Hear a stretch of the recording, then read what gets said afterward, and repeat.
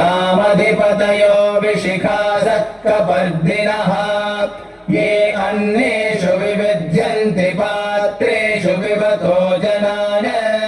ये पथां पतिरक्षय ऐरभृतायभ्युदः ये तीर्थानि प्रचरन्ति शुकावन्तो निषङ्गिणः य एतावन्तश्च भूयागुंसश्च दिशो रुद्रावितस्थिरे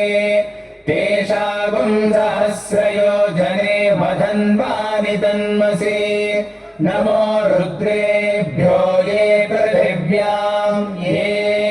येऽन्तरिक्षे ये दिवि येषामन्नं वातो वर्षमिषभस्तेभ्यो दश प्राचीर्दश दक्षिणा दश प्रतीचीर्दशोदीचीर्दशोर्ध्वास्तेभ्यो नमस्ते नो मृडयन्तु ते विश्वो यश्च नो द्वेष्टितं भोजं मे दधामि त्र्यम्बकं यजामहे सुगन्धिं पुष्टिवर्धनम् उर्वारुकमिव बन्धनान् मृत्योर्मुक्षीयमामृतात्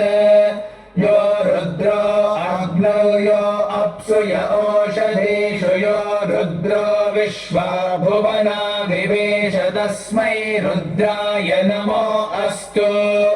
ये ते सहस्रमयुतं पाशा मृत्यो मर्त्याय हन्तवे यज्ञस्य मायया सर्वानवयजामहे मृत्यवे स्वाहा मृत्यवे